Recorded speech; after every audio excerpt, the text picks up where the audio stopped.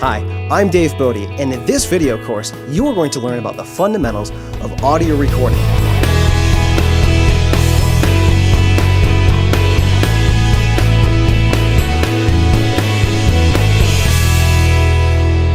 This course will cover some basics like, what is audio recording? What type of hardware is needed?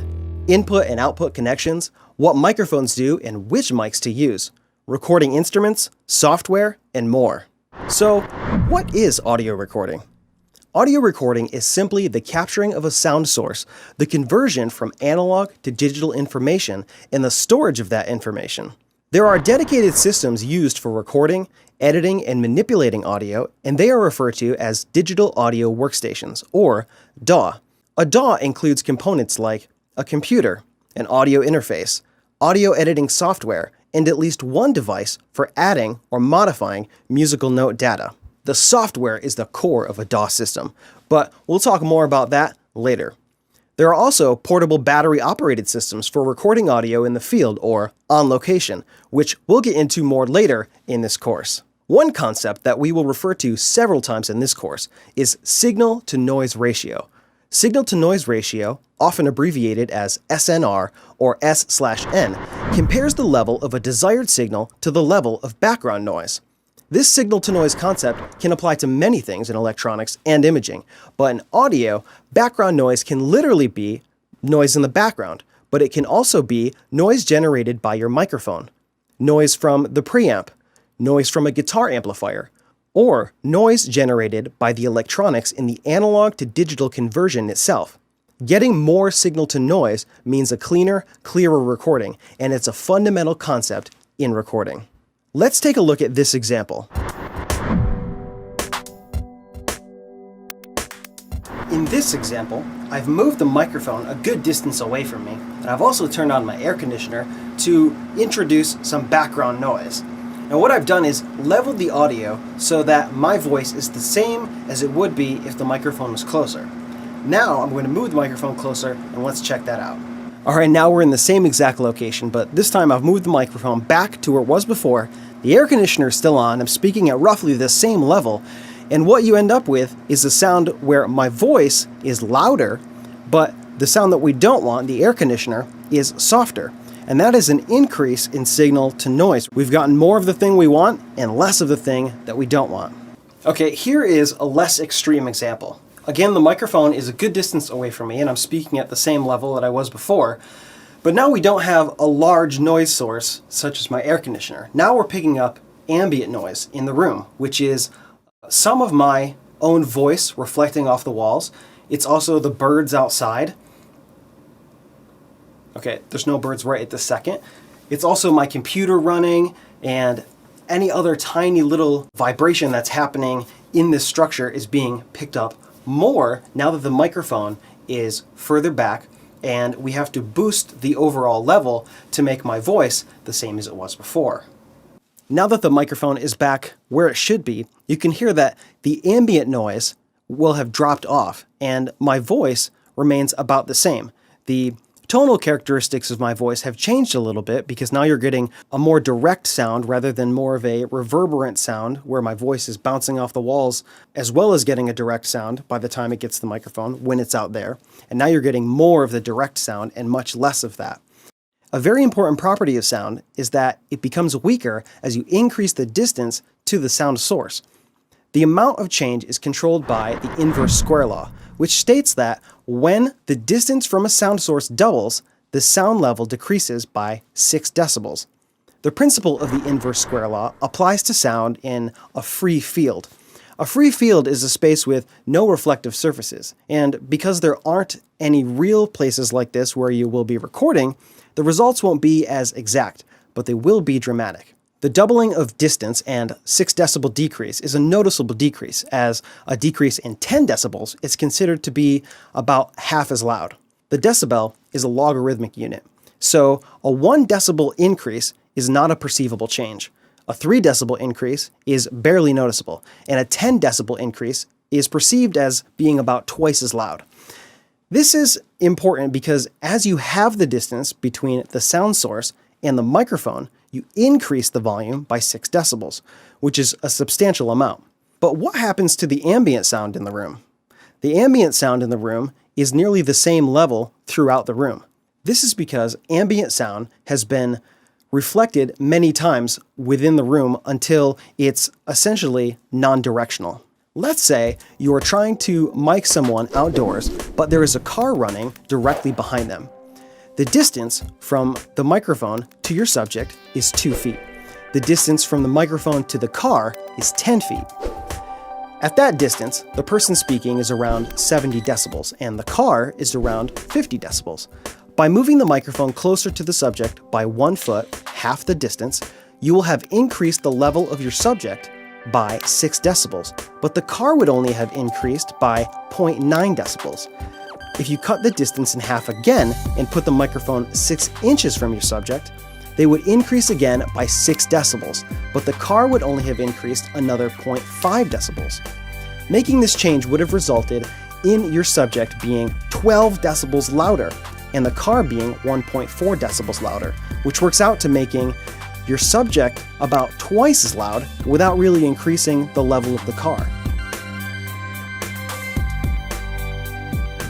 As you increase the signal to noise, you get a cleaner, clearer recording, more of the sound that you want, and less of the sound that you don't want. This is a fundamental concept, not only in recording, but working with audio in general. Something you need to think about every time you set up a microphone or when you're working with audio. You need to get the most signal to noise that you can.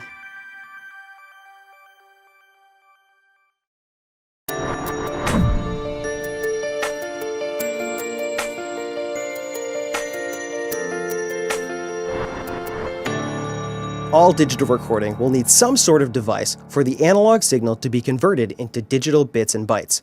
When the analog audio comes in, either by microphone input or line input, it gets converted with an analog to digital converter. When you're looking at audio interface specifications, 2 terms that you'll come across are sample rate and bit depth. Without going into too much detail, let's talk about each one of these. One way to think about sample rate is taking a snapshot of the audio frozen in time. The sample rate is simply how many times the audio to digital converter takes a snapshot of the audio per second. For example, CD audio has a sample rate of 44,100 and is referred to as 44.1K or sometimes as 44K. K is short for kilohertz. This means that the audio is sampled 44,100 times every second. When you're looking at audio interfaces or recording gear, you may see several sample rates listed, anywhere from 44.1K up to 192K. For purely audio applications such as CD or iTunes, 44.1K is the standard. For video work, 48K is the standard. High-definition Blu-ray discs and DVD audio use higher sample rates, but if you're just starting out, that's not something you need to focus on. Bit depth is another term that you'll see when you're looking at digital audio gear. The 2 bit depths that you'll see in most modern devices are 16-bit and 24-bit.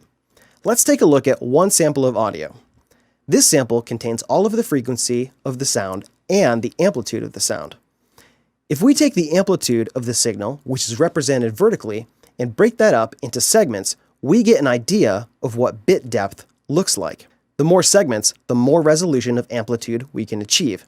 16-bit audio will give you 65,536 levels of resolution. 24-bit audio gives you 16,777,216. A common thought is that a 24-bit recording is somehow louder than a 16-bit recording, but that's not true.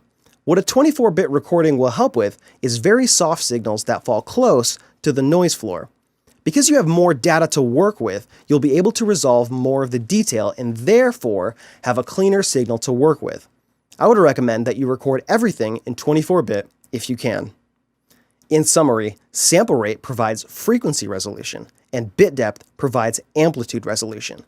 Ultimately, you will have to choose your settings, but you will want to consider the storage requirements versus the perceptual differences of these settings. For example, a stereo audio recording at 16-bit and 44.1K sample rate is 1.4 megabytes per second. At 24-bit and 44.1K, you are looking at 2.1 megabytes a second. At 24-bit and 48K, it's 2.3 megabytes per second. If you want it to go to 24-bit and 96K, is 4.6 megabytes per second.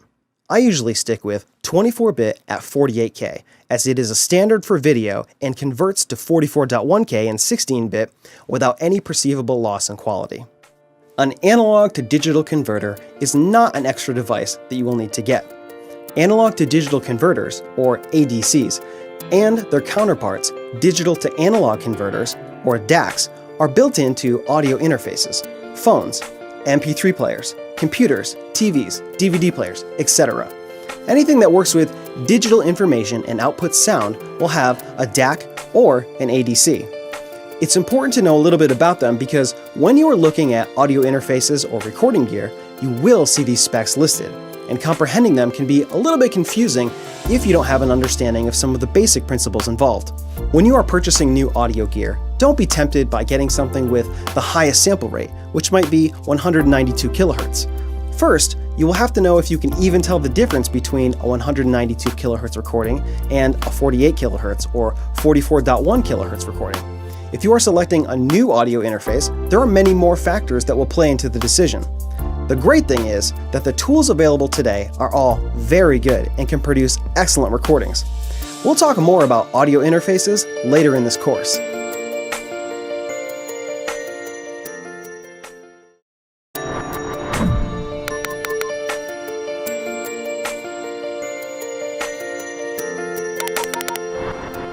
Let's talk a little bit about microphones.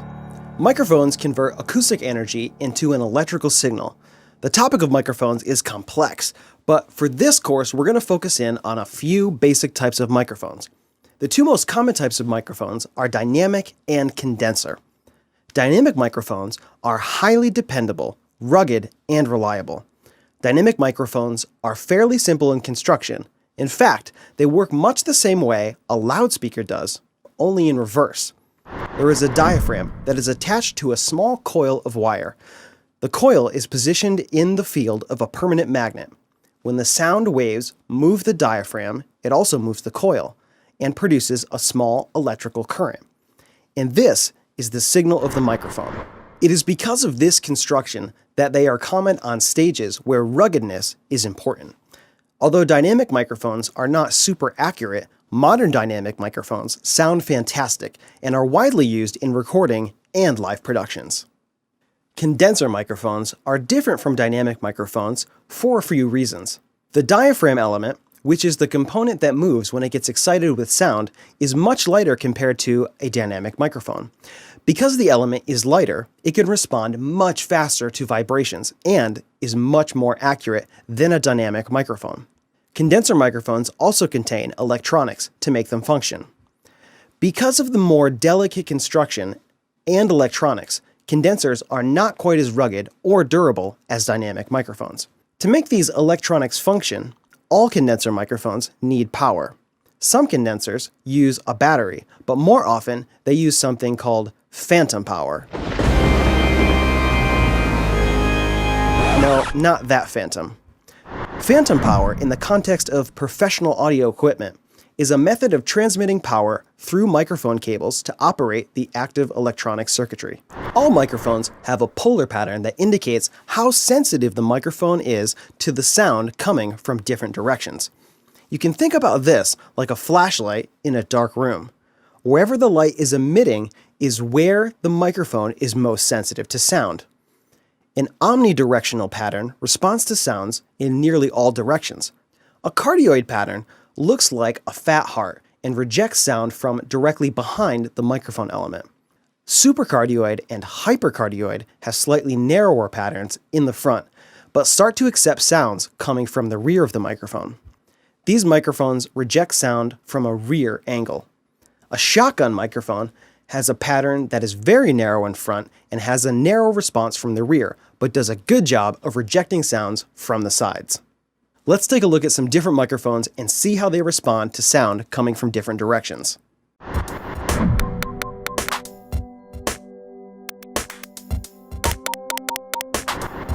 All right, for this example, I'm going to try and show you what the directionality or the polar patterns might sound like on some of these different microphones. This is a Shure SM58 microphone. It's a dynamic microphone with a cardioid pickup pattern. We're going to test this by holding it up to the speaker and rotating it so we get sound on axis where the microphone is pointing directly at the sound source, and off axis where the microphone is pointing away. Now as I rotate the microphone around, you should hear some of the frequencies kind of fall off. So maybe the higher frequencies will roll off as it gets turned away from the microphone, and the volume should vary as it's rotated around as well. This should reject sound fairly well from directly behind the microphone, but let's check it out.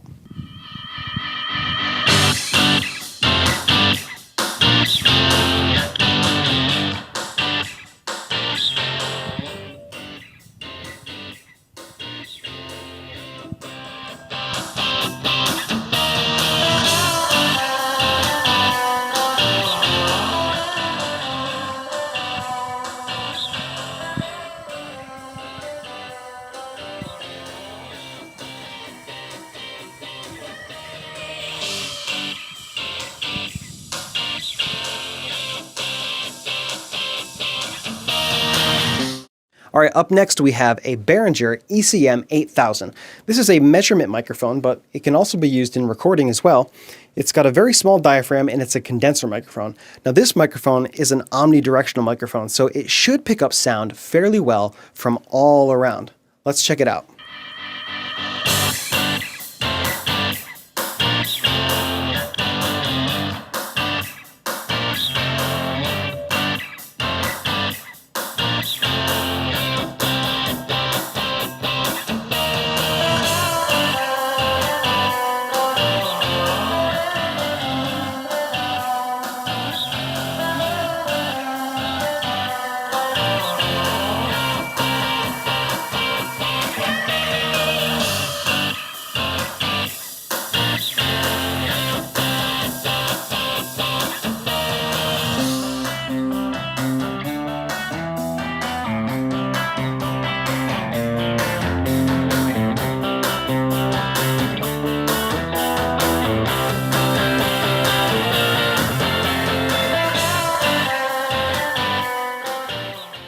All right, this is another Shure microphone. This is a Beta 57A. Now this is a hypercardioid microphone, so it accepts sounds mostly from the front. It probably has a small little node where it will accept sounds from the rear, but most of the rejection happens from about a 60-degree angle along this axis, in like this. So let's check it out and see how it sounds.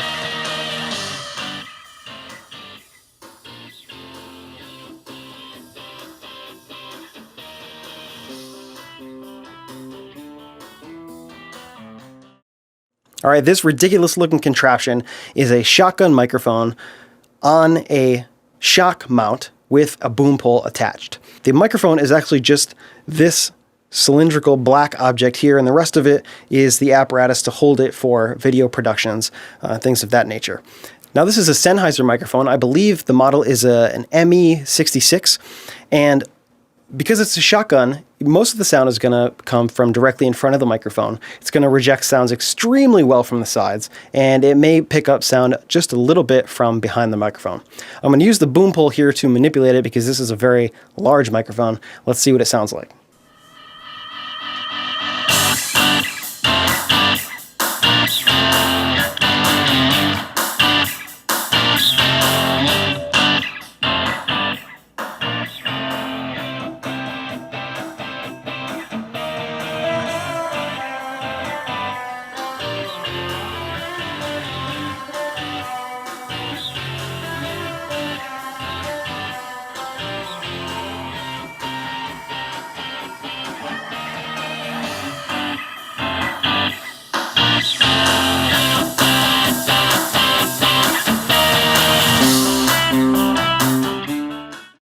Knowing about the polar pattern in a microphone is important because it will help you decide if the microphone is appropriate for what you are trying to record.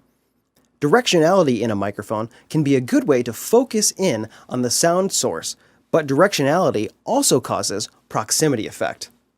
The proximity effect in audio is an increase in bass or low frequency response when a sound source is close to a microphone.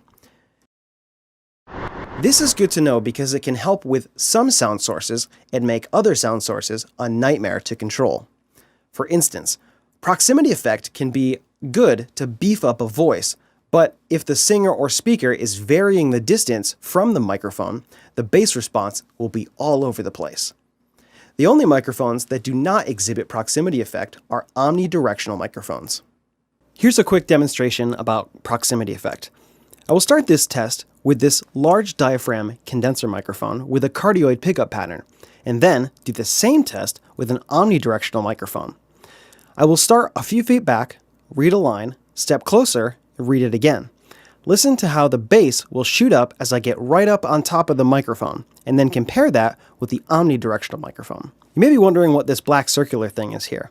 This is called a pop screen or a pop filter, and that's to protect the microphone and your recording from plosive consonants like P's and B's, things that have air that shoots out of your mouth when you say them. This large screen helps dissipate that and really helps with a smooth sounding recording. I love peanut butter and jelly. I love peanut butter and jelly. I love peanut butter and jelly.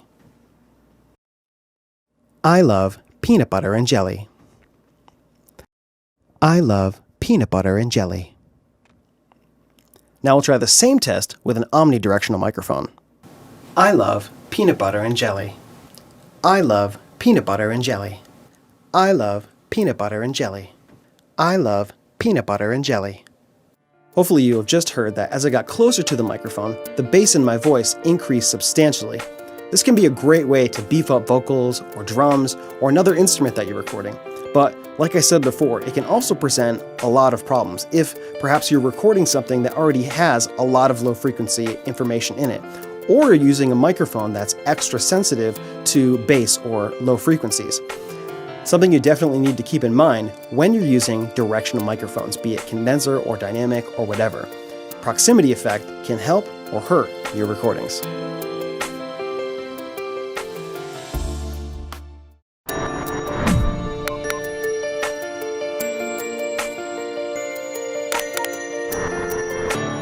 Every microphone gets plugged into a preamp. A preamp is a type of amplifier specifically designed to amplify very weak signals before they are fed to subsequent gain stages or devices.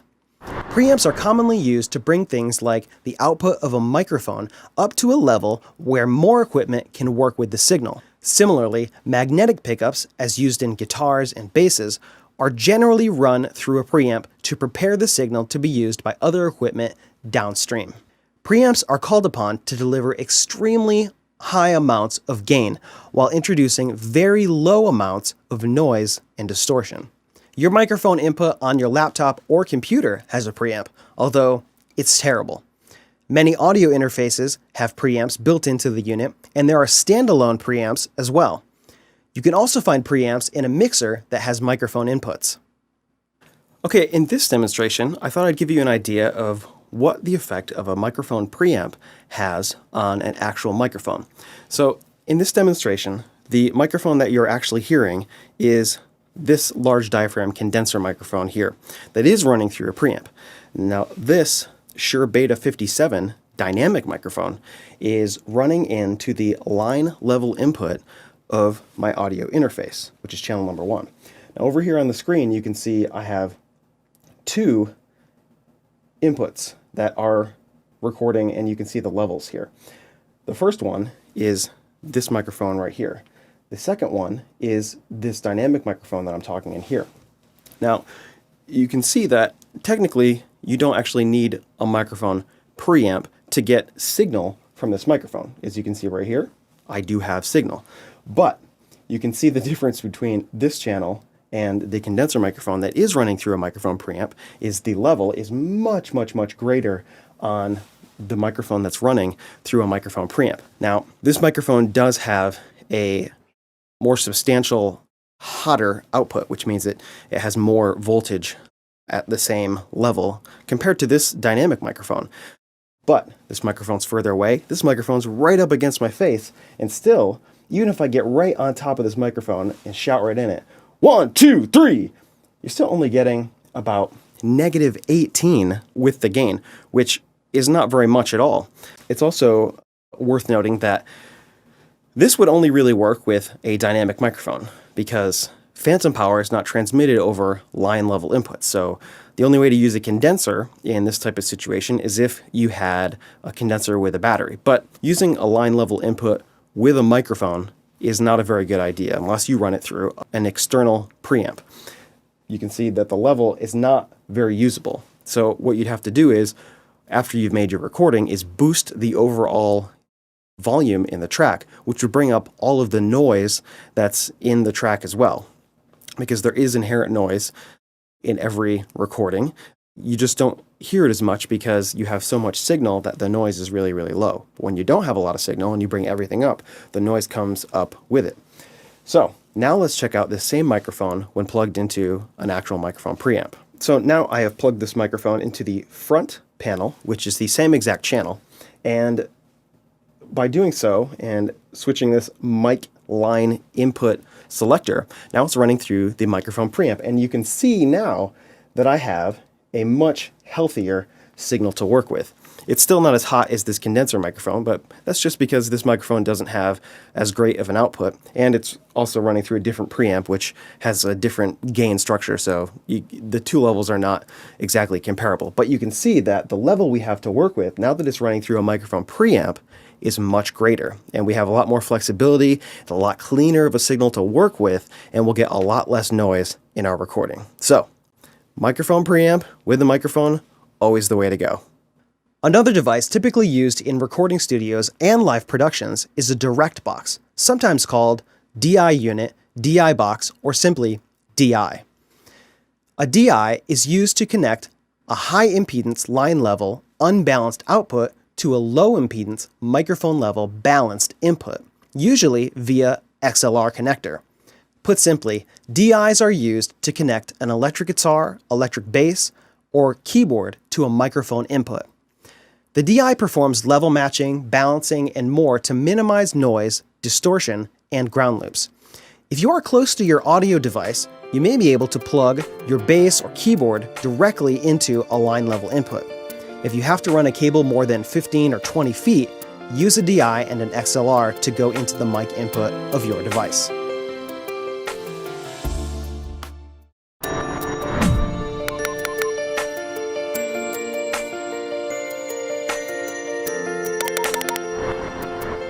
One thing you'll need to be familiar with in recording is cables and connections.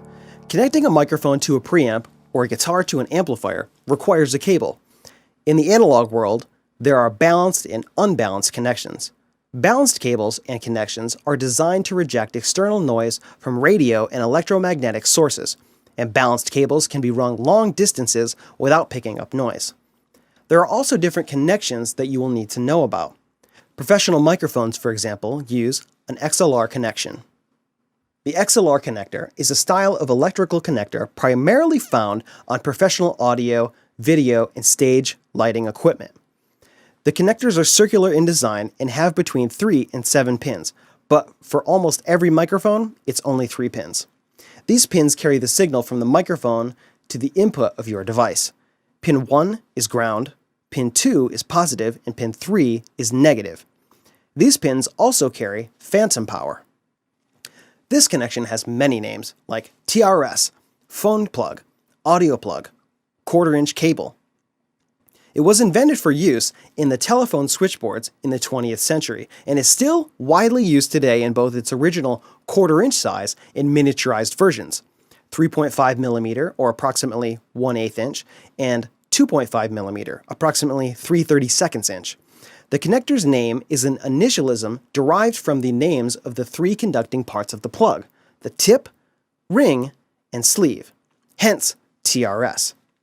This connection has many uses. For example, Professional headphones use this connector, and it carries the signal as left, right, and ground.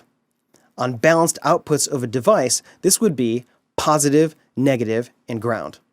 There are also mono or TS versions of this cable, which you may know as a guitar cable. These are the same size, but only have a tip and a sleeve. Some pro audio speakers use the same 1/4-inch TS connector, but speaker cables are not the same as instrument or line level cables and shouldn't be interchanged.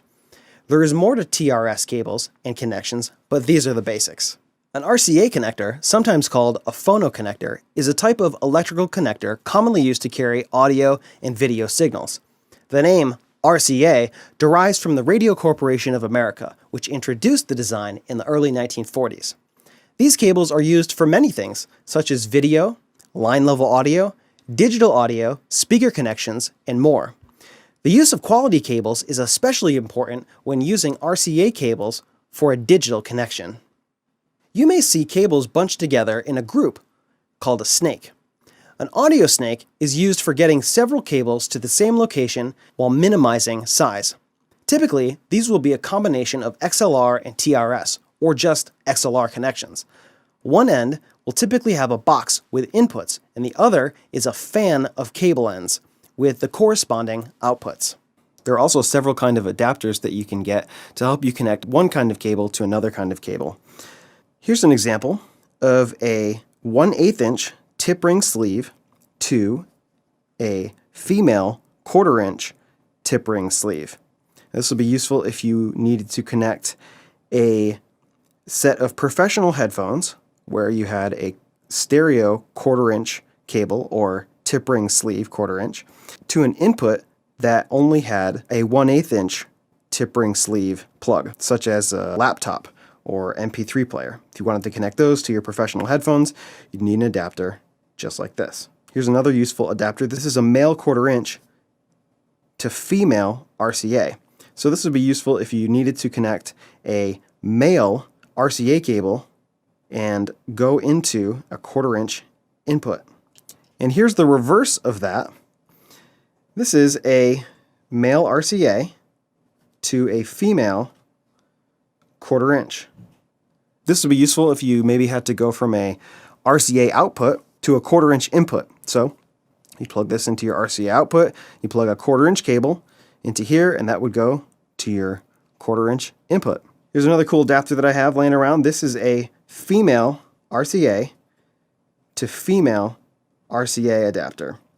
So this would be useful if you perhaps needed to extend an RCA cable a little bit longer and all you had were 2 male RCA cables. So that would be the adapter you'd use.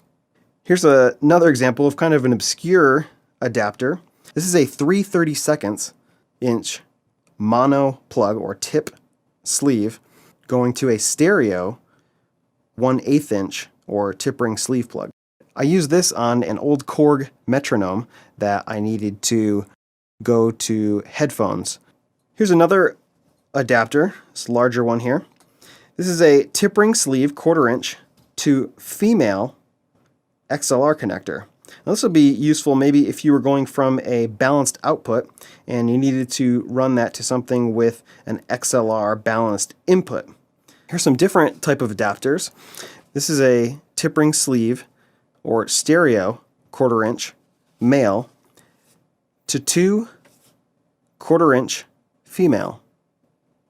Here are another set of useful adapters. This one here is a female RCA going to 2 male RCA cables. And this is the reverse of that. This is a male RCA going to 2 female RCA. This is useful if you have to split some signals and send them to 2 different inputs. Here's another useful cable. This is a female 1/4-inch to 2 male mono 1/4-inch. Here's an example of another super useful cable. This is a male 1/8-inch tip ring sleeve or stereo going to 2 male RCA cables. Now this is useful if you want to connect the output of your iPhone or MP3 player or even your laptop into the input of a mixing console that has RCA inputs, or your audio interface that'll have RCA inputs. This is the cable that you need to do it. Let's say you wanted to go from this stereo 1/8 inch input to 1/4 inch. Well, you could get a special cable for that, or you can use this same cable and put 2 RCA to 1/4 inch adapters on it, and that would work too. This is maybe not the greatest way to do it, although there's nothing particularly wrong with this, but if you have a cable that doesn't use an extra connection, that would be better. But this is perfectly acceptable to do.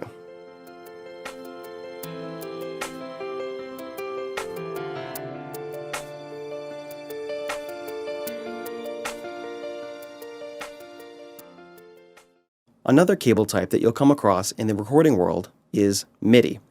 MIDI stands for Musical Instrument Digital Interface, and is a way of transmitting musical information to an audio interface and then onto your computer. Now you can see in my setup, I have a keyboard back here, which is connected via a MIDI cable to my audio interface. Now, the MIDI protocol is quite old. It was developed in the early 1980s, but is still a standard in studios today.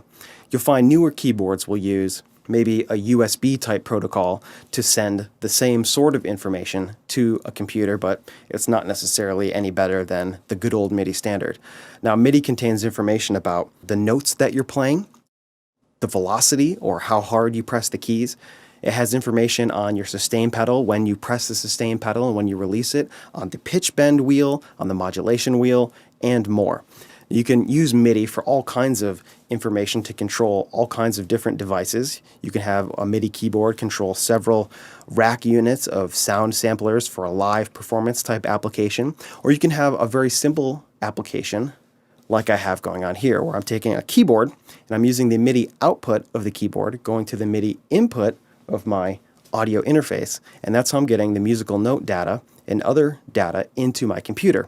Now, that data is used for controlling things like virtual instruments inside of my multi-track recording application. Now, anyone who's played a keyboard ever knows that keyboards already have these sounds, so why would you use these virtual instruments inside the computer? Well, the computer has far more memory and processing power than any keyboard will ever have. In fact, it's popular in live performances to see a controller keyboard, which is a keyboard that doesn't have any sounds on it, but it only sends MIDI data going to an audio interface that goes to a computer, or through maybe USB goes directly to a computer.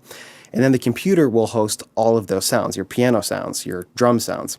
And the reason is that the amount of information in one sound pack, say for instance a piano, is so much larger than you'll find on a keyboard. Now you'll hear keyboards that have some great sounds in headphones or played through a speaker system, but they pale in comparison to what's available in the plug-in world. Another thing to note when talking about cables is that the use of a quality cable is very important in any application. When you're looking at cables, be it XLR, instrument cables, RCA, doesn't matter. You'll always see a range of prices and a range of quote-unquote qualities. You'll also see some companies that are well above what's maybe the standard or average pricing, and those companies will claim a lot of far out and fabulous things about their product. They'll somehow transmit the audio better or faster. Well, I want to caution you about those particular products and cables. I want to caution you about those special cables, because a good quality cable made by a reputable manufacturer is just about the best that you can get anyway. Electricity travels at a super fast speed, some 300,000 kilometers per second. So as long as you have good quality copper and it's insulated well and it's shielded well, that's just about the best that you can get. There is a difference in the actual connectors on cables, and you'll find like some $5 XLRs will have some really cheap looking connectors, and I would stay away from those cables. But things that have a real sturdy looking connector, especially ones made by Switchcraft or Neutrik, are probably a really good cable that will last you a really long time.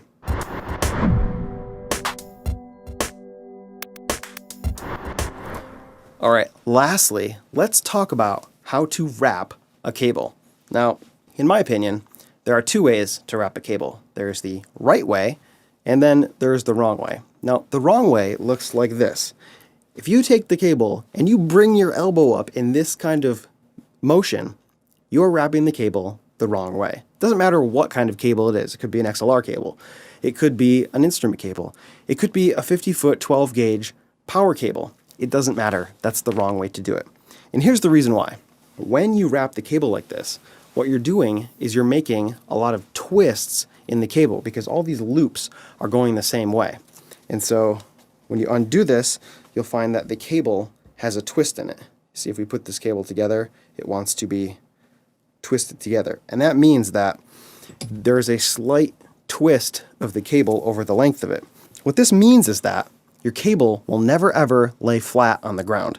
And that's bad because cables that don't lay flat are a tripping hazard. And the long-term effect of this is even worse because if you leave your cables wrapped the wrong way, you are leaving them wrapped with all kinds of twists in them. And especially if they get warm, the rubber or PVC molding on the outside of the cable will actually kind of reset itself so that the cable will be permanently twisted or corkscrewed. This is no good for cables. So let's talk about the right way to wrap a cable. Now you may hear this technique referred to by some different names. One is twist, reverse twist. One is the studio wrap. One is over under. This is what it looks like. Hold one end of the cable in one hand, and then you're going to make a loop here. Now the first loop should look like this, where the long part of the cable is on the outside. Then the next loop, you're going to take your other hand, in my case the left hand, and you're going to make kind of a half twist on the cable so that it goes underneath the line.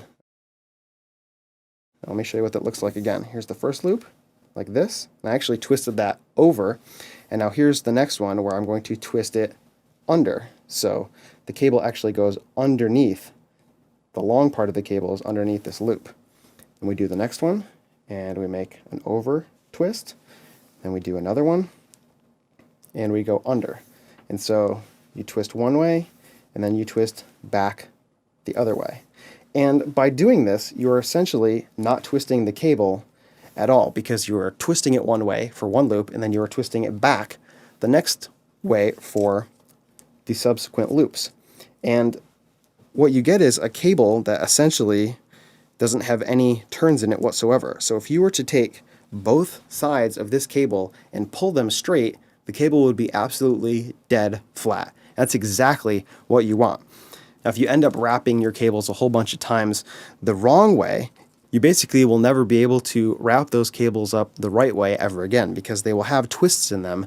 And when you try and wrap them up, it doesn't matter which way after they've been ruined, they'll never wrap up nice like this with nice tight loops or loops that are all uniform like this. Storing them like that can be a real nightmare. Let me show you one more time.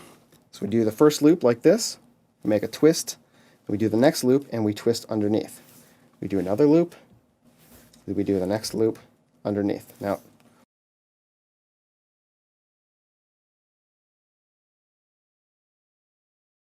you want to make all your loops roughly the same size and as big as you can without being completely impractical. Now, in this particular case, the last loop happened to be an under twist or a reverse twist.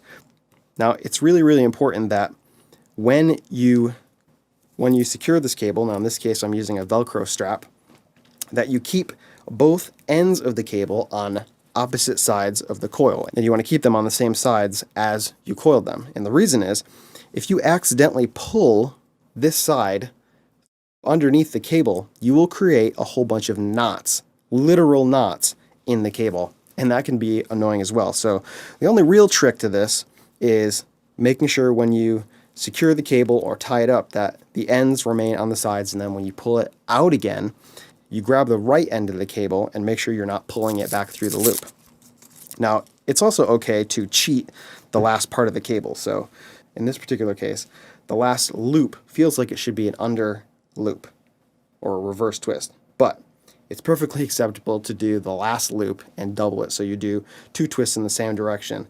You're drastically reducing the possibility that you will screw this up when you uncoil this wire. So This may seem like a bit of a hassle to start if you're not used to it, but I promise, as you get used to coiling the cable this way, it's very, very easy to do, and you can do it without even thinking of it. I do it so fast, I'm like a rodeo wrangler. You can get nice, beautiful looking cables every time that will always lay flat.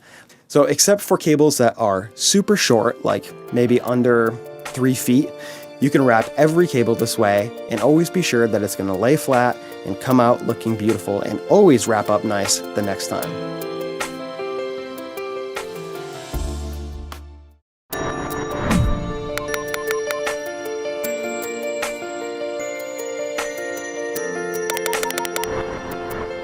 Let's talk audio interface. An audio interface is a device that is designed to allow input and output of audio from a personal computer running audio software. Audio interfaces connect to the computer using FireWire or USB protocols, or using a dedicated expansion card that installs in a slot in the computer.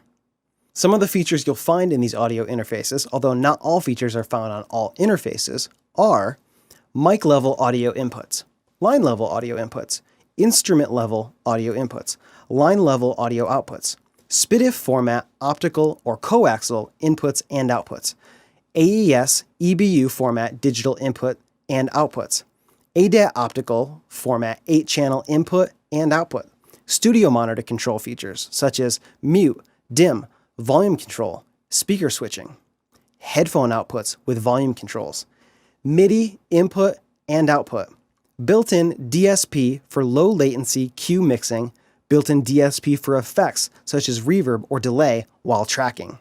That's a lot of stuff, but let's break it down to find out what you really need to get started. Inputs and outputs. You need a way to connect an input to record, and this should be a mic input with phantom power, and maybe a 1/4-inch line level input. Then you need outputs, at least 2 for right and left, and probably a headphone output. Lastly, you'll need a way to connect this with the computer, and this will probably be in the form of USB or FireWire. The number of inputs and outputs is only limited by your budget. I chose my audio interface back in 2004, and because I wanted to record drums, I figured I would need at least 8 inputs. Practically, I have only ever used it to record multiple tracks a few times, because as drum plugins improved, I didn't really need to record my own drums anymore. For the last 6 years, I have basically only used 2 inputs, one for a mic input and the other for my Line 6 guitar pedal. Pricing for inputs and outputs, which is basically the thing that you pay for, hasn't really changed all that much in the last several years, but I'm sure that quality, latency, and noise performance definitely has been improved. There are also some standalone digital audio recorders out there. I use a Tascam DR100 for recording audio when I'm doing video production, and it works well. This unit has 2 XLR inputs with phantom power, line level inputs, headphone and line level outputs, and it has 2 sets of stereo microphones built in, an omnidirectional set and a unidirectional set in an XY pattern. It runs on batteries and records to SD memory cards. There are many other devices out there that have more features, more inputs, more outputs, and are available at all different price points. Now, at some point in the recording process, you will need to hear what you have recorded, and this brings us to headphone and studio monitors. Studio monitors are special speakers designed to give you a very precise, uncolored reproduction of sound. You will almost certainly need headphones and studio monitors because you will want to monitor the audio as you record it. And you can't do this with studio monitors unless you are in a separate room, and it is acoustically isolated from where you are recording. Otherwise, you will get bleed from the speakers into the microphone, or worse, feedback, which can destroy speakers and your hearing. Headphones also allow you and your talent to hear what is going on while recording, and this is important. Studio monitors range from out-of-this-world expensive to budget bargain basement. Select something that fits your budget, but this is not a place to skimp or cheap out. Most studio monitors are fairly small, but you should consider getting something with at least an 8-inch speaker or larger. Otherwise, you won't have an accurate representation of low frequencies. If you get a smaller speaker system, you could also augment the low frequency with a subwoofer, but you may want to find a set that is designed to go together. Headphones are probably a little less critical, and you can definitely get some great sounding headphones for cheap. What may be more important is how comfortable they are. You could be wearing them for extended periods of time, and they can get really uncomfortable on the ears. The last component, besides the computer, is software. The software handles the recording and the processing of audio files. There are many, many applications out there, such as Studio One, Sonar, Reason, Pro Tools, Logic, GarageBand, and more. Some apps are PC or Mac only, but the one I like best is Reaper.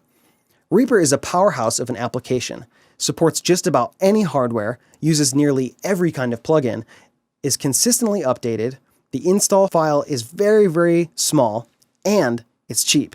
In the next section, we're going to take a look at what's inside of Reaper. You'll find a lot of the controls and functions are the same throughout a range of applications. But let's jump in and find out more.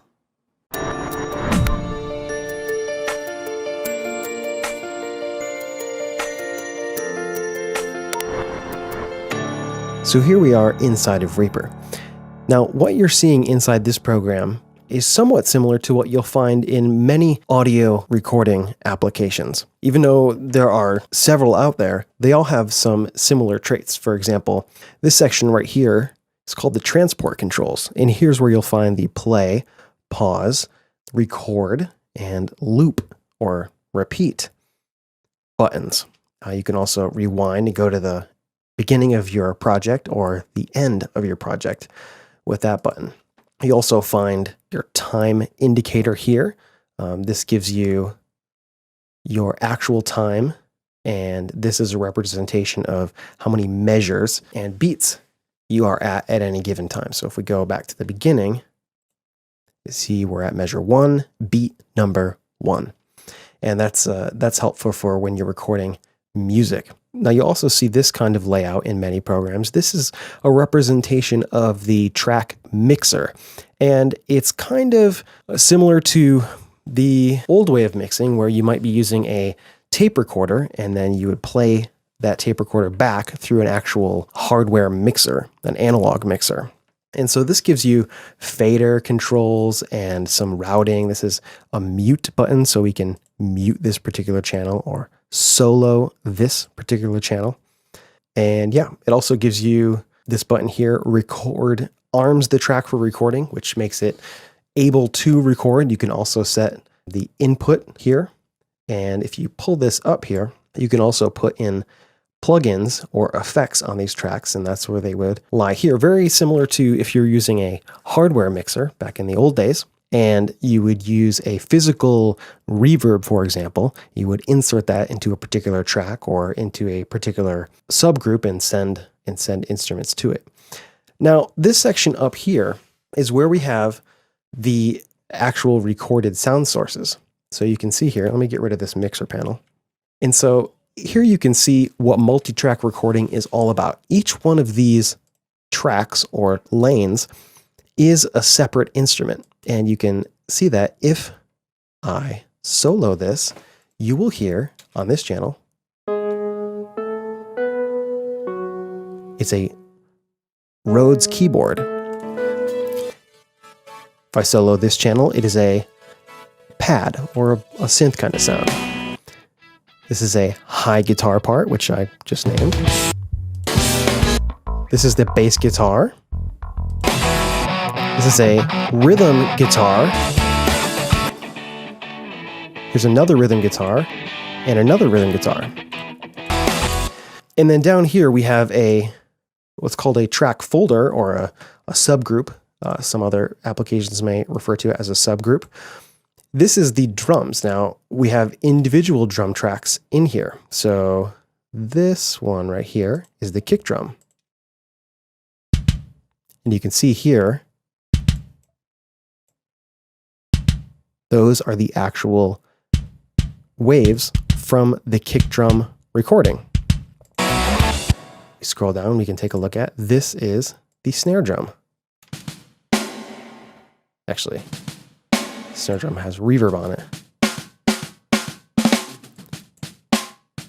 So that's exactly what the microphone would be hearing. And then you have a hi-hat and toms and some overhead microphones, which get a general mix of the entire drum kit.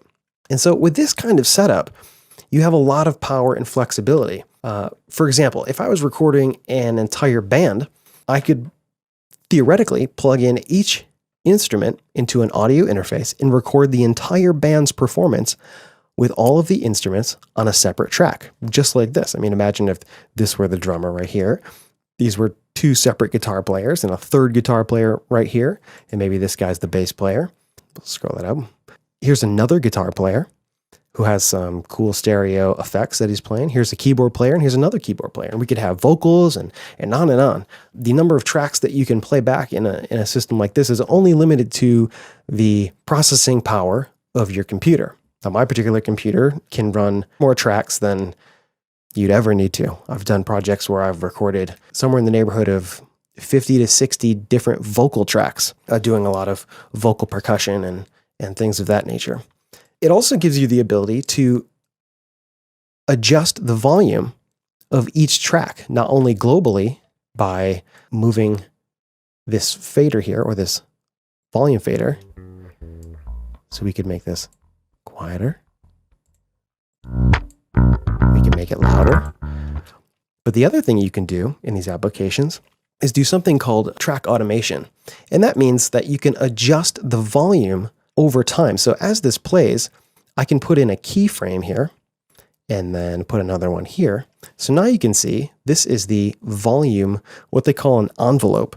So basically, the volume will follow whatever this line does.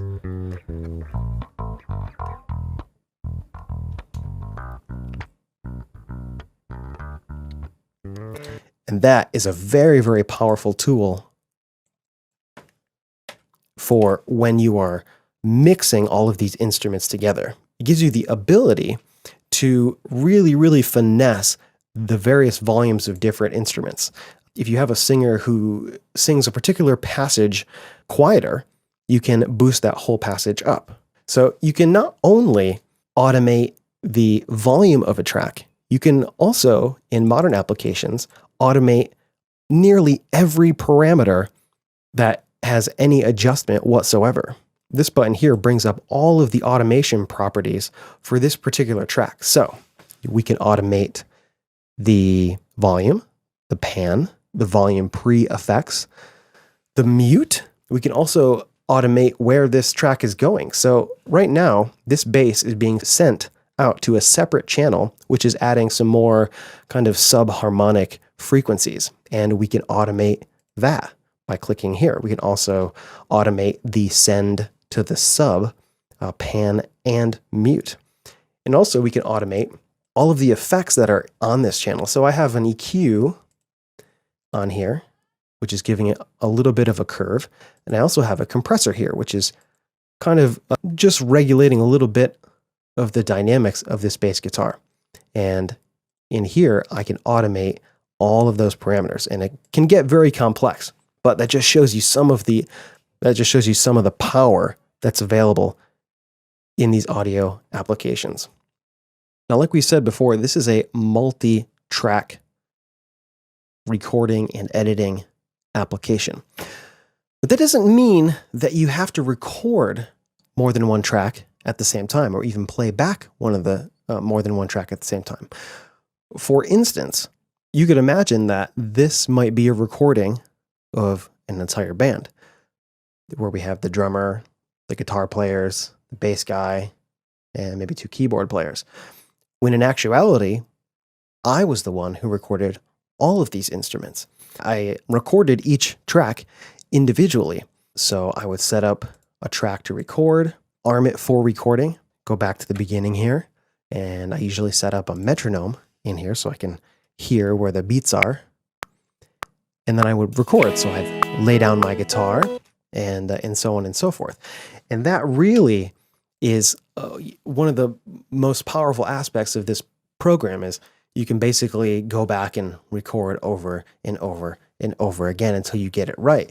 Or you can take multiple sources from pre-recorded things and mix them together to get all kinds of new results. The possibilities are literally endless. Let's talk a little bit about some of the controls you get here. Let's look at just the Rhodes track for a second. We'll solo this, and what soloing is we're only hearing this track. It basically shuts off the sound playback from the other instruments. So at this point in time, we can only hear this one track. Now what we have here, this meter here is showing you how much signal is coming back through this channel. And that's useful if I were to what's called normalize this track. Oops, I normalized the wrong one. So now that track is a lot louder. And basically what normalizing does is take the highest peak or the loudest thing that was recorded or is in the audio track and pushes that all the way up here to 0 decibels. So basically you can't go above 0 decibels because then it goes into clipping and distortion. So this basically took the loudest thing that was there, which was down here or something, and pushes it all the way up to the top. Oh, it actually was right there. Right here, you can see that this track hit negative 0.1 decibels, which is just about the loudest you can get on a single track. Now, you don't want all of your tracks like that because the summing of a whole bunch of tracks that are basically as loud as they can be means that the end result is way too loud. But that gives you an idea of what this meter is. So this is showing you what the playback is. Now, also we have here, this is a pan control. Now, pan controls how it gets routed from the right to the left. This is another parameter that is automatable. So the signal is showing you that because it's panned to the center, it's coming through both right and left channels, even though this is a mono source, meaning that it only has one channel. It's being routed because this is a stereo project, meaning that the output is going to 2 channels. This one channel is being routed to both the left and the right channel equally. And if we move this, say 61% to the right, now you'll see that reflected in the metering. And I can actually change the metering here, big meter. So now you can see. Let's put it back the way it was before, because I don't like that at all. Now, this is the volume fader, just like you would find on an analog mixer console. Here you have, this is your input selection. So if I was setting up this channel to record, I would click this, and this gives me a number of options to select which input I want to record. Now, on my particular setup, I have 8 analog inputs plus 2 digital inputs. This is actually a stereo. So I can choose the left side of the stereo or the right, and that'll get recorded as a mono track because this input is just for mono. Now, if I select stereo, these inputs are grouped in 2s. So this is the input for analog input 1 and 2. Then there's 2 and 3, 3 and 4, and so on and so forth. You can even do analog input 8 to digital SPDIF input left and group those as a stereo channel. You can also select a MIDI input to record if you wanted to control a virtual instrument or a synth. In this panel here, this is the, that little I/O stands for input and output. And this is basically where you can route this track to go. So this is telling you that this track is going to the master bus, which are 1 and 2. And this track contains 2 channels. And this is the volume. Now we could send this someplace else, which is where this is here. And you can see this already has a send to the verb, which is short for reverb. Now I have the reverb muted, but if I unmute it, you can hear. Now it sounds like it's in a large hall or something. And that's how I added reverb to this particular project. I took the signal that was coming from this channel, and not only is it going to the master, it's also going to the reverb, but a lot less of it's going to the reverb. See, this represents the full signal amount, and then it was more like down here. And that's how you can kind of adjust. Now you can also set this track to receive. Say I want to get some of the rhythm guitar for whatever reason coming back on this track. I don't know why you would do that for this particular track, but as you can see, you can have a lot of flexibility. You could also set, let me turn that off. You can also set this track to play back through one of the outputs of your audio interface. So if for whatever reason you might want to send just this channel out, you could send it through any one of the outputs, any one of the analog or digital outputs. So you can see you have a lot of flexibility. And then here, of course, you can name the track. This is the mute button.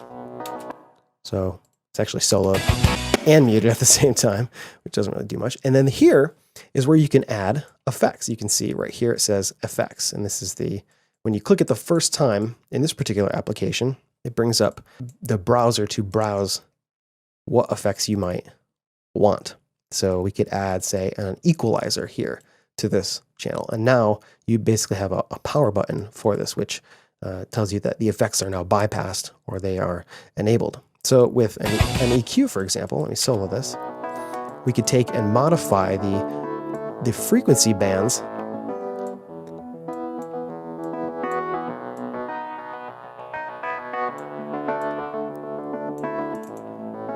to kind of shape the frequency spectrum of this particular instrument. Now you could do this on any instrument, and that's often how music is produced. Each track may get a little or a lot of equalization to bring out certain parts of the audio spectrum. It's what gives maybe vocals a super crisp sound, or jazz guitar that really kind of mellow sound. In addition to EQ, there are tons of effects, from compressors to reverbs to gates, which let the sound come through at a particular level and keeps it out when it's below that particular level. These are just the stock plugins that come with Reaper. There's tons and tons of other plugins. These are a plugin that uses the VST protocol. It's basically a somewhat universal plugin system that works with a bunch of different applications. In fact, many of these are available for just about every multi-track audio application. And there's tons of things in here, from guitar cabinet emulators to all kinds of different compressors to things that make it sound low fidelity, all kinds of different things in here. That's pretty much it.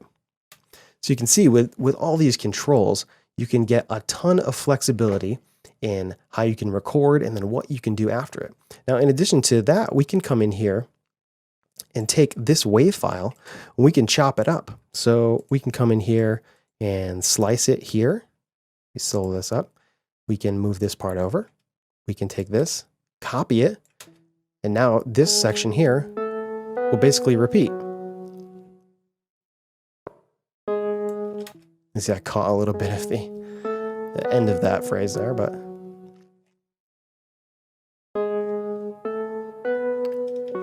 so you can do this on a more somewhat global scale, where we can take all of these and duplicate them. So say I just recorded the chorus to a song and we need another one. Well, I could record it again, or I could just take the good recording that I already have, copy it, and move it down, and now I have another chorus that's ready to go. And so you can have a ton of flexibility. In fact, I did another tutorial for audiotutsplus.com in which I took this very project and I intentionally recorded some things rather sloppily, like this tambourine track here. And the timing of each one of these tambourine recordings, this is 2, and then I grouped them in a stereo channel here, was all over the place. I mean, it sounded like I had never picked up a tambourine before, or I didn't know how to play drums at all. And so you can get in here and make really, really fine adjustments. You can cut this track and then move it so that it lines, each one of these little hits lines up with a beat. And that's how I basically fixed my tambourine track, because the timing was all over the place. And this is another thing that's used in modern recordings, where they'll take a drummer's drum set and they'll take it and chop it all up and make all of the hits, every single hit, be right in time, where, you know, if you were to hear the original, there would be slight variations, even from a pro drummer, you know, a studio drummer. There'd be slight variations and fluctuations to each hit, and everything may not be metronomically perfect, but that's a way that you can do it so that when you take a chorus and you need to grab it right here at beat 1 at measure 10, you will not be grabbing a note that's slightly ahead or slightly behind. You'll be grabbing one that's right on there, so that when you paste stuff around, it's a really accurate way to do that. And then you don't have timing issues if someone's trying to record a guitar part, let's say, to a drum track that's not metronomically perfect, you know, there's some fluctuations, then his kind of perception of that is going to be all kinds of screwed up. The principles and ideas that I demoed here in Reaper are possible in many applications. Hopefully this has given you an idea of what is possible in multi-track recording software. Let's take a look at a few examples on how to record some different instruments. First, we're going to take a look at how to record an electric guitar. A really simple setup would be an electric guitar amplifier and a microphone. Now, if you look behind me, this is exactly what I have here. The amplifier is a simple 23-watt tube amplifier, and the microphone is a Shure Beta 57. The microphone is positioned right in the center of the cone, and it's maybe 2 to 3 inches from the cone.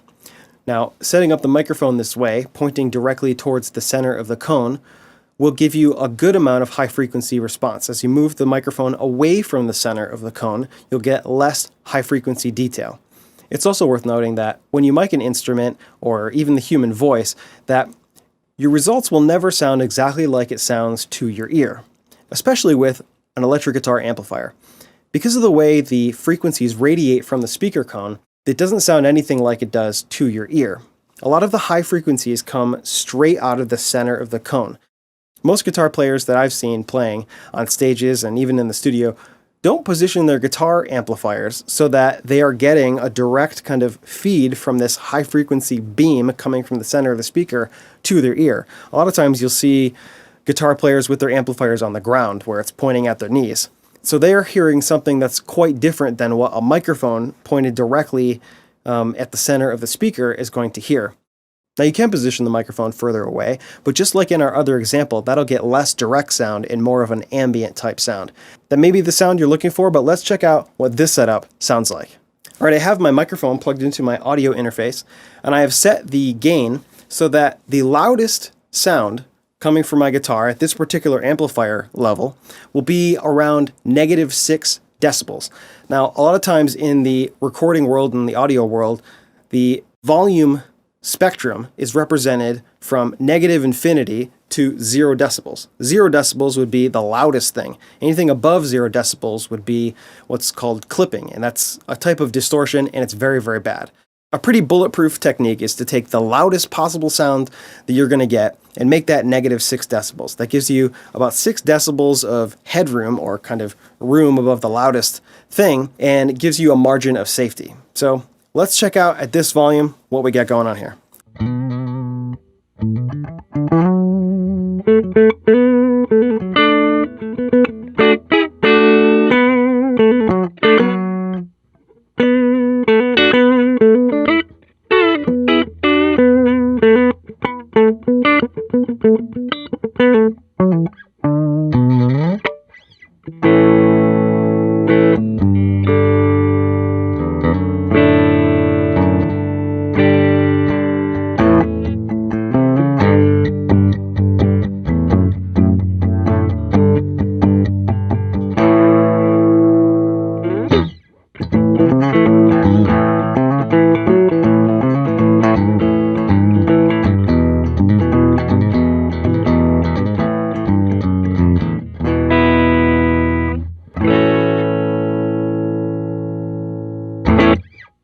Cool. We get a nice direct sound. It's full, it's punchy. Now let's check out what a distorted tone might sound like with the same exact setup.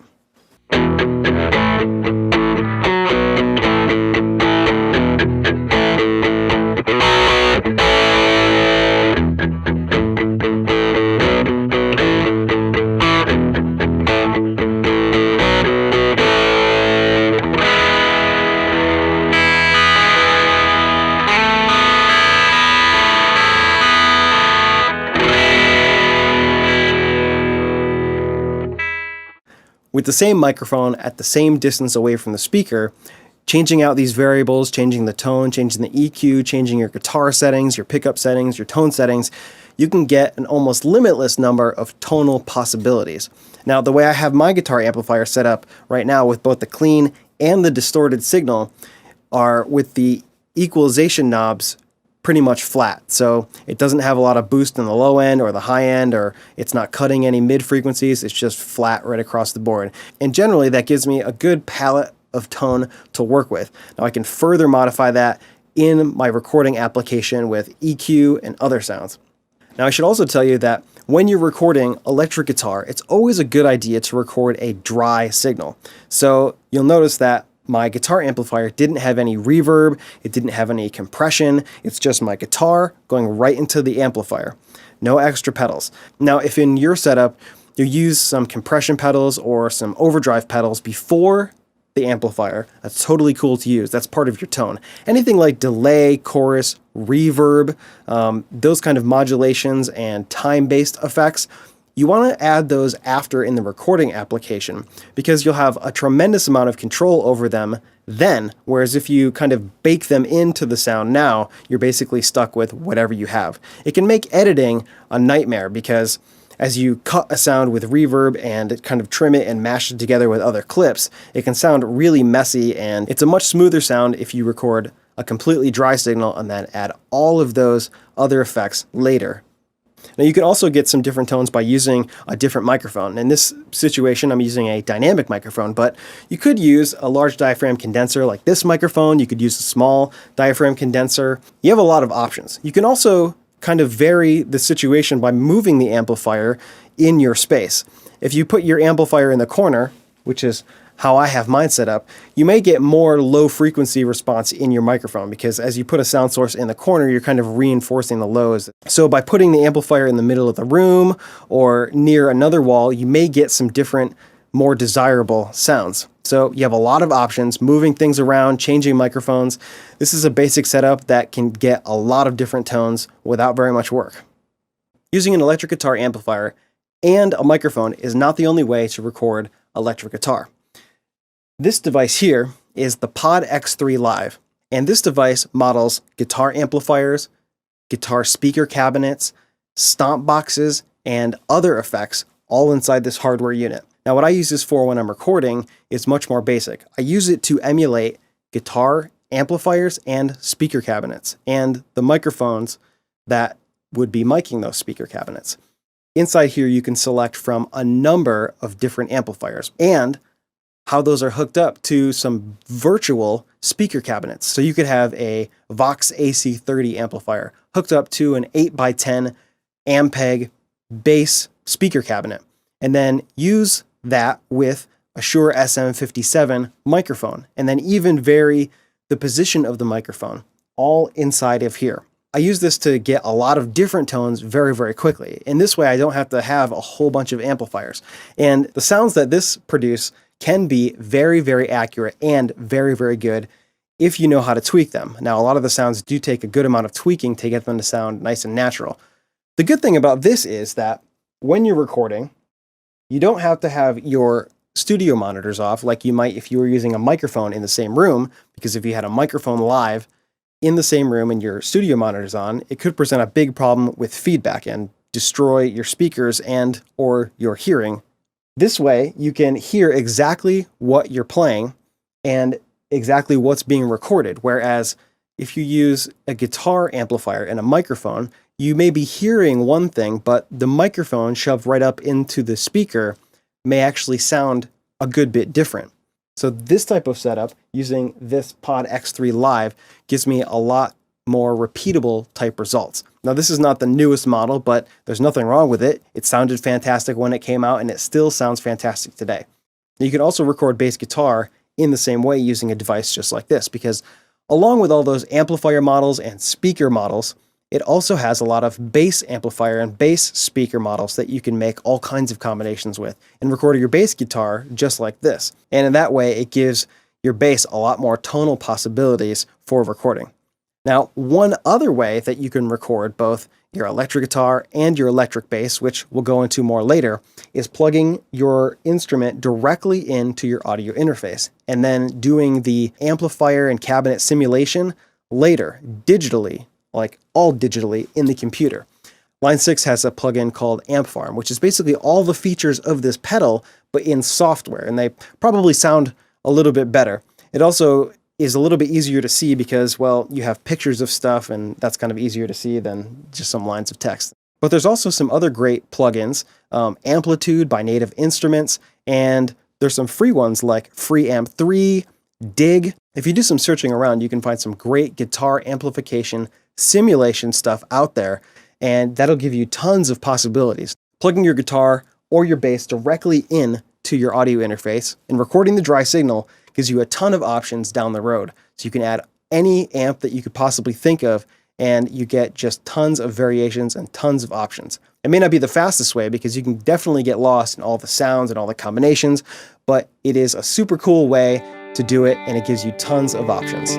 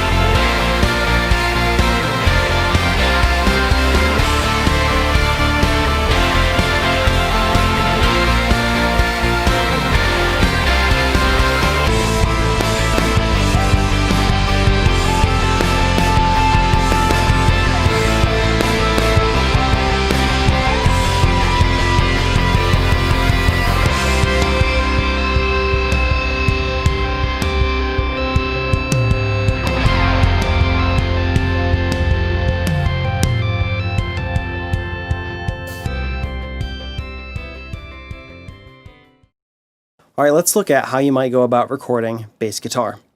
Now, in this particular setup, I have plugged in my bass guitar directly to my audio interface. Because I am pretty close to my audio interface, it's right there, I can get away with using a regular old instrument cable to plug in. Doesn't need to be a balanced cable. In fact, a balanced cable probably wouldn't work. But I don't need to use a DI because I'm pretty close. Now, if you're recording more than 15 or 20 feet away, you may need to use a DI to get your instrument to an XLR and get that to your audio interface. You don't want to use a super long, like 50-foot long instrument cable. That's going to present all kinds of problems with noise. You plug your instrument cable into here, into the input, you plug your output via XLR, and that goes directly into your audio interface.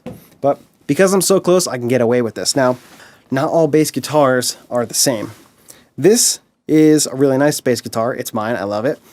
But it already has a preamp built in. This is what's known as an active bass guitar.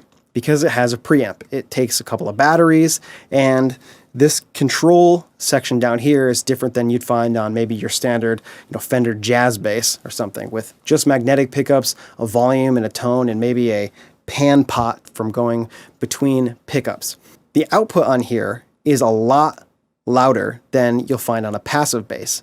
And because it's so much louder, I need to actually press the pad on my audio interface. Now, what the pad button does is, before the signal gets to the preamp, it actually makes it 20 decibels quieter. In this way, I don't send too much to the preamp because the output of this bass is so hot that if I take the pad off and I turn the gain all the way down on the preamp, turn the volume up, watch the preamp right there.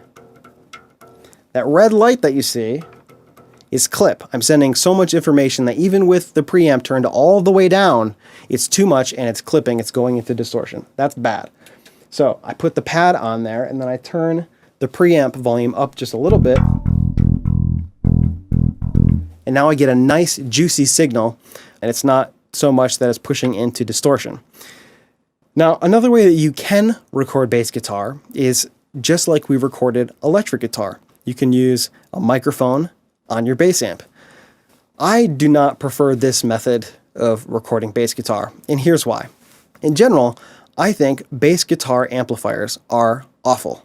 Reproducing bass frequencies for an amplifier is probably the most difficult thing out of anything that any amplifier will have to do. Mid-range and high frequencies are much easier for an amplifier to produce.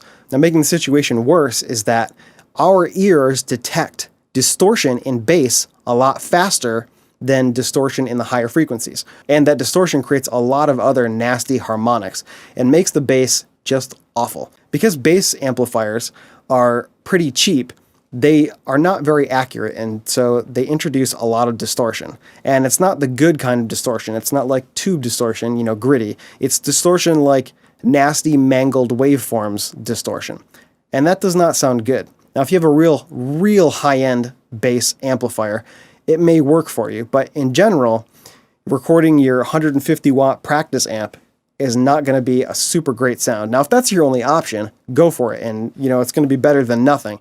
If you ever look at those bass amplifiers and you make the equalization flat so you're not boosting any frequencies or cutting any frequencies, and then you just turn the amplifier up to a reasonable level, you'll probably hear a lot of hiss if it doesn't have a noise gate on it. If you're not hearing hiss, it probably has a noise gate on it and it's just hiding it. And that is an indication that the preamps on those are pretty sloppy. So you're basically recording a lot of extra noise and junk that you don't want to, and that's why I don't like that way. Recording it direct into your audio interface here gives you a lot of options. I mean, you can reamp it later in the computer. You get your nice dry, clean signal, and then you can apply amplification, simulators, and emulators in the computer and make it sound like anything you want. Let's check this out and see what kind of sound we get with this plugged in direct to the audio interface.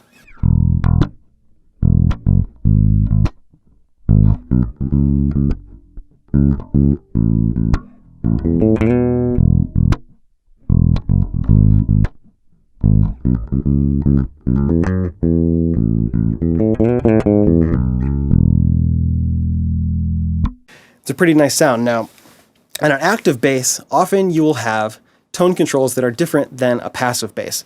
Now, on this particular bass guitar, I have a volume knob, then I have a pan pot, which basically mixes between these two pickups.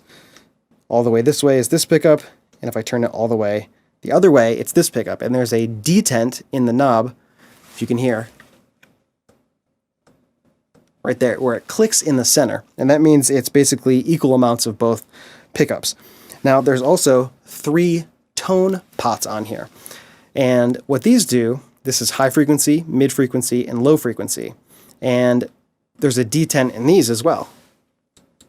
You can hear that there. So when it hits the click, it's right in the center. Now, when it's right in the center, it's not doing anything. It's not boosting high frequencies, and it's not cutting high frequencies. Now, when you compare this type of setup to a passive bass, and even your regular old electric guitar, the volume knob on electric guitar is not turning it up. When you turn it to 10, it's not up to 10, it's basically doing nothing. As you turn the volume down, it's adding resistance, which also changes the tone of the guitar. As you turn it down, the tone gets duller and kind of thicker, more muddy, or jazzier maybe. The tone works the exact same way on both passive bass guitars and electric guitars. When the tone is up to 10, it's not doing anything. That is whatever the pickups are normally doing. As you turn the tone down, it's adding resistance that only affects the upper registers or the higher frequencies, so it makes it sound like you're basically turning the treble down. And that is, in fact, what you're doing. You're turning the treble down. When it's up all the way on a passive bass, you're not doing anything. It's just letting all of the sound go through. Now, when you're recording instruments like that, A lot of times you might consider just recording it without any of those tone knobs doing anything. So turn your volume up all the way and turn the tone up all the way. A lot of bass players that I've come across when they play live, some of them, especially when they play passive basses, will have their tones kind of cranked down a little bit because a lot of passive basses are more susceptible to noise because of their shielding on the inside. So by turning down the tone, they kind of get rid of some of that noise or buzz. But when you're recording, oftentimes you'll want those tones in there. And if you're a short distance away from your audio interface, you're not going to get that much noise. So when I record this bass, I leave all of the equalization dials dead center. So it's basically not boosting anything or cutting anything. And I leave the pan pot kind of in the center, depending on the song. I leave the volume knob at whatever's appropriate to give me a good juicy signal with the pad in. If I was recording a passive bass, I would do the same thing. Give the volume all the way up, give the tone all the way up, and then adjust the preamp accordingly. So I get basically everything the bass has to offer. And then if I need to take anything away, I can do that with an EQ plugin in software. If you record something that has the tone down and the volume down a little bit, you're already starting from a position where your sound has less treble and less kind of frequency response than it normally would or could have. So if you have to add something later, you're adding something that's not there. You're trying to make something out of nothing. You don't have a lot of tone and you're trying to boost it back up. That's not a great way to do it. It's much better to start with kind of all your bass or guitar has to offer, and then in the software you can always take away, because taking away frequencies is always a lot cleaner than pushing up something that isn't really there. Hopefully that helps you in your bass recording adventures. All right, let's talk recording acoustic guitars. Now, this guitar is not a very good guitar. In fact, it's pretty terrible. But you can make it sound pretty good by using a good microphone and getting that microphone right up close to the guitar.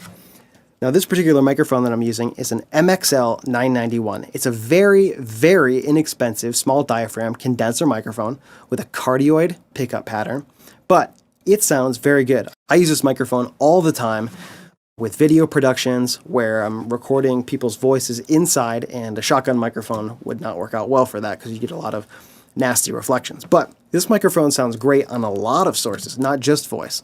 It'll sound great on acoustic guitar. Now you might be thinking, my acoustic guitar has a pickup in it. Why don't I just plug that in? Well, you definitely could, but it won't sound anything like any acoustic guitar you've ever heard on any recording ever. The type of pickups in most acoustic guitars are a basic piezo pickup. And a piezo pickup is a pickup that sits underneath the saddle and it's pressure sensitive. It sounds very percussive, very plucky. Works great for live productions, live performances, but for recording, it sounds pretty awful. Now, your guitar pickup also may have a condenser microphone in it, and it may have some kind of system to blend between those. That may sound better, but it's still not going to be anywhere as good as getting a microphone right in front of your sound hole and recording it that way. Now, there are other ways to mic an acoustic guitar using more than one microphone. You could use two microphones and put them in stereo. So you have one microphone be panned all the way to the right, then you have the other microphone panned all the way to the left. Now, some microphones are actually sold in what's called matched pairs, where the frequency response of each microphone is almost identical. You can also use two different microphones, and that'll give you kind of two different tones. As long as you keep them panned all the way right and all the way left, you won't have a problem. Now, when that stereo recording gets dumped down to a mono sound, or when it's played back through a mono system, you could have big problems, because if you're recording the same source on two microphones, you're going to get frequencies that overlap and waves that overlap. Now, waves that overlap that are inverted, so if you have the same wave and it's completely inverted to its neighbor, that wave will completely cancel it out. Now, naturally, that will probably never happen. So it's not like you could set up two microphones, record them both, play them back in a mono system, and the sound would be gone. But you will get some nasty, nasty effects like phasing and comb filtering, where parts of the audio spectrum are completely gone, and it's real, real nasty. So that's definitely something that you want to keep in mind when you are doing that. There's other microphone techniques that can avoid that, but in general, use the least amount of microphones that you can for recording your source. Or if you want a stereo effect, just record it 2 times using the same microphone and then put each one of those in stereo. The timing differences will probably overcome the frequency overlaps, unless you are a robot, in which case they won't. But that's another good way to do it too. Do 2 separate takes, put those on 2 separate tracks, pan them both right and left, and you'll get a really great response. Now let's check out what this microphone sounds like.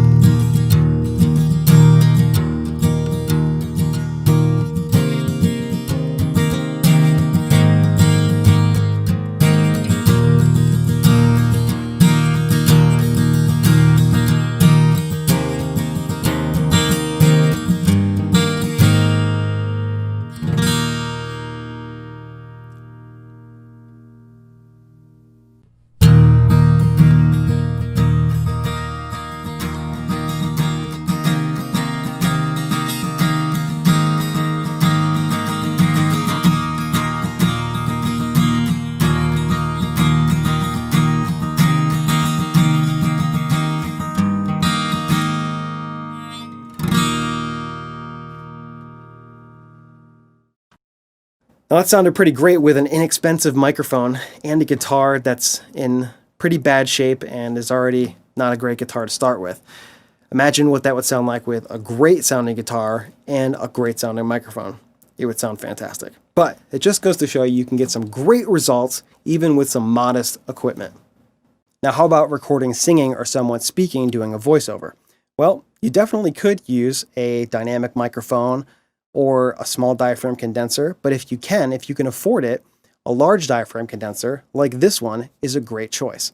Now this microphone was not very expensive. It was maybe $300, which is a lot of money, but in comparison to the scope of large diaphragm condenser microphones out there is on the lower end of the spectrum. And I bought this microphone some 8 years ago maybe. The microphones available today sound great, and some of them are super inexpensive. I'm sure you can get a large diaphragm condenser for maybe even around $150. It'll sound fantastic for doing voiceovers and singing if you're just starting out. Now, is there a big difference between a microphone that costs $150 and a microphone that costs $2,000? Well, that's for you to decide. There probably is, depending on what you're using it for, but you can definitely get outstanding results using some lesser expensive microphones. Now, if you're recording someone singing or someone doing a voiceover, you may want to experiment with getting the microphone in close, maybe even closer than I am to this microphone, or maybe a little bit farther away. You'll have to figure out how your microphone responds with your talent, or if you're recording yourself, you. One thing that you're definitely going to want to use is a pop screen, which you've seen earlier in this course. That will help take out the air rush that comes out of your mouth when you're saying the plosive consonants, the P's and the B's and all those other ones. That'll really help. Now, when you're recording voice or instruments or what have you, it's good to look at the environment in which you're recording in. And that will help you maybe select the microphone or select where you record in that environment. In general, you probably want to stay away from spaces and areas with large reflective surfaces. A lot of hard walls, especially hard floors, hard ceiling, are not going to help your recording. Now, you probably can't find a whole lot of locations where the ceiling is soft. Now, if you can get some moving blankets or some other type absorption material up on the walls, record in a space that has some nice cushy carpet, that's definitely going to help cut down on reflections and make your recording sound more focused. You don't want to have a recording sounding like it's coming from your bathroom or your shower. So getting some things up on the walls, getting some things around you will definitely help. Now, there are some products available that are made to create kind of a small acoustically treated space behind a microphone. Those can work really well in the right applications. My setup in my office utilizes some cheap moving blankets. Now, moving blankets are made of some pretty weighty cotton or other material, and it's a good, inexpensive way to cover a lot of space for not very much money. If you're to look at acoustic foam tiling, those can definitely work great, but the cost per square foot is much, much higher. I like these moving blankets because I can tie them to light stands or background support stands. I can nail them up on the wall. You can also use it to cut down any localized sounds. Like down here, I have my computer living in a little cubby that's surrounded by a doubled up moving blanket. Now, You don't want to wrap your computer in a moving blanket because that'll cause it to overheat, and that would be very, very bad. But I've done measurements in here, and putting my computer in the little cocoon gets it down 3 decibels, which is not huge, but it's definitely noticeable. So moving blankets or acoustic foam is a great way to help kind of treat your space and make it sound a lot better. Thanks for sticking with me through this Fundamentals of Audio Recording course. We've only really just scratched the surface of what to talk about and techniques associated with recording and making music, multi-track recording software, but I hope some of the things that we did talk about are helpful for you in your recording process and your music making journey. There's a ton of information out there on the net that will help you with your recording process, help you find out what gear might be good for your situation, but make sure you check back here for more audio training, more tips and tricks that will help you make better music, training that will help you in your recording process. Again, my name is Dave Bodie, and we'll see you around.